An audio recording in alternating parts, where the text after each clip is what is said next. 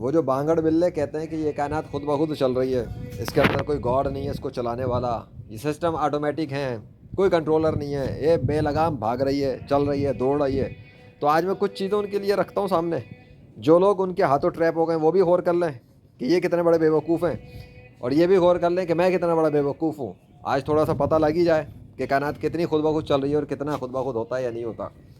मैं इस कायनात के एक गॉड के ऊपर बिलीव करता हूँ, उसका नाम अल्लाह है, उसके होने पे भी यकीन करता हूँ, वो मुझसे बात भी करता है, वो मेरी पुकार पे रिस्पॉन्स भी करता है, और वो मेरी दुआ कबूल भी करता है, और बड़े बड़े मौजज़ात भी करता है। इसराइल की जो टेक्नोलॉजी अमेरिका तक फेल हुई हुई है ना, उसके पीछे भी मेरी दुआ का हाथ है, अल्लाह के हुक्म से। आगे समझ में, ये बात पहले बता दी, क्योंकि तुम जो समझते हो साइंस टेक्नोलॉजी के मैदान के घोड़े दौड़ाकर तुम बहुत आगे निकल गए, तो इसमें भी कहीं नहीं पहुँचे।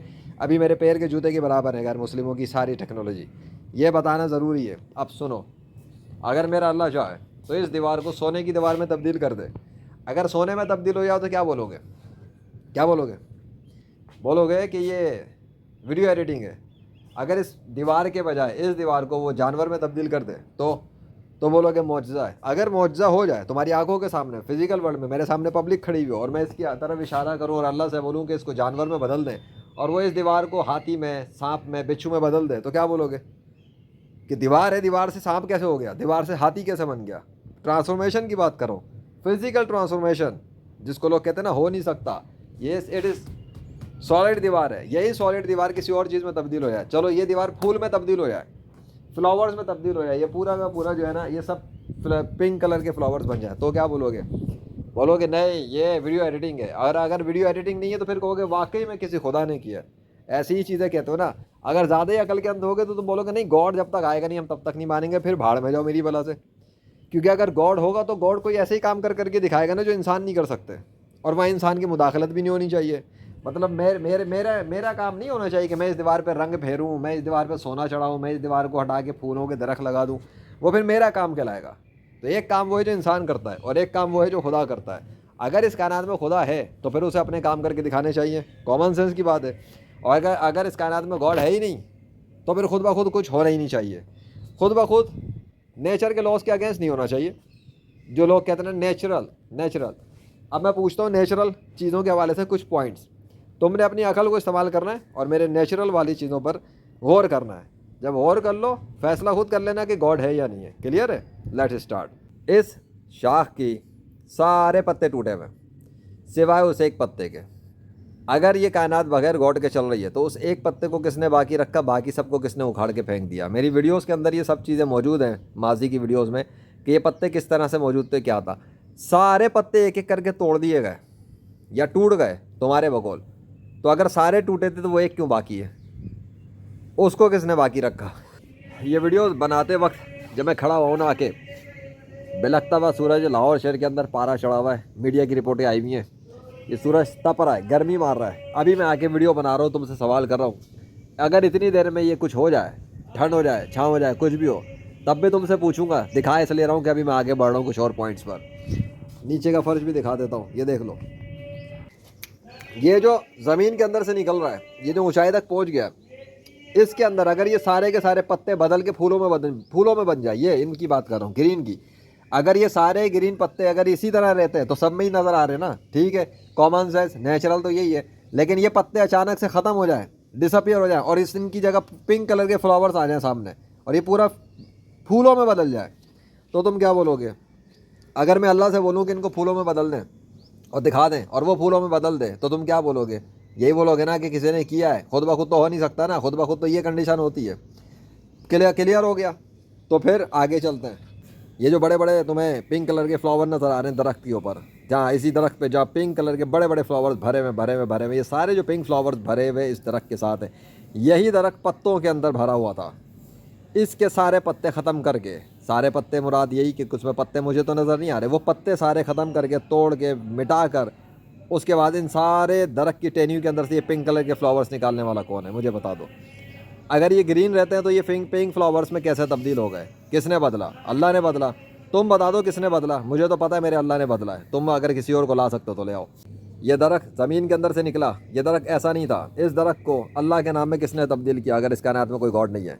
और जिसने इसको इस नाम में तब्दील किया उसने इस दरख्त के साथ की जो शाखें बनी हुई है पीछे की बैक साइड पर, वो सब की सब जो ग्रीन होती थी, उनके अंदर पत्ते भरे हुए होते थे, इन ग्रीन शाखों के सारे पत्तों को ख़त्म करके उनको फूलों में तब्दील किसने किया? अगर इस कारण में कोई गॉड नहीं है, बता दो मुझे।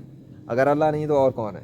ये जो सामने छोटा सा पौधा बना हुआ है, एक बड़ा सा लंबा सा दरख्तों के करीब आ रहा है हाइट में, इसके ऊपर मुख्तलिफ़ किस्म के बहुत सारे ग्रीन कलर के पत्ते थे, सब कुछ था। इसको भी मिटा दिया गया, उसके अंदर भी पिंक कलर के फ्लावर भर दिए गए, हालांकि ऐसा नहीं था ना इस तरह से यहाँ पे होता है। तो इधर से पिंक फ्लावर कैसे निकल के आ गए? हालांकि यहाँ पे वो चीज़ नहीं थी। मुझे बताओ, पत्ते किसने ख़त्म किए और फूलों में किसने तब्दील किया? अगर गॉड नहीं है, निशानियाँ उसकी बहुत हैं मेरे आसपास सराउंडिंग में। खुद नहीं हो रहा, अगर खुद होता तो हर दरख्त के अंदर फूल निकलते। हर दरख्त में फूल नहीं निकल रहे, वो जिस दरख्त में चाह रहा है फूल निकल रहे हैं। लेकिन सवाल ये पैदा होता है कि पत्तों को फूलों में तब्दील किसने किया? अगर गॉड नहीं है, ये बताओ। इस जगह के ऊपर जहाँ मिट्टी पड़ी हुई थी, ये जो सोलर प्लेट यहाँ है, इसका काम हुआ था, यहाँ पे मिट्टी फेंक दी गई थी, ये पड़ी हुई थी, ना बीज डले, ना खाद डली, ना कुछ डला, ये मिट्टी पड़ी थी, उसके अंदर से मुख्तलिफ़ किस्म के पौधे निकल के आ गए। अगर गॉड नहीं है तो किसने निकाले? दूसरी बात, अगर ये खुद निकल रहे हैं तो तीनों के अंदर डिफरेंस क्यों है? तीनों में कौन से, बल्कि 4-5 में डिफरेंस है। दिखा देता हूँ। ये वाला सूखा पड़ा है, वो वाला सूखा पड़ा है, ठीक है। ये मेरी हरकत थी, मैंने मैनुअल काम करने की कोशिश की थी, तो उसके बाद से उनकी हालत ख़राब हो गई और अब वो दोबारा ठीक नहीं हो सके। ये मैंने किया था हरकत, इसलिए वैसा हो गया। उनको मैंने निकाला था बाहर, फिर वापस अंदर दफन कर दिया था। जब मैंने निकाल के दफन किया तो अब उसकी वो कंडीशन नहीं हो पा रही जो इनकी है।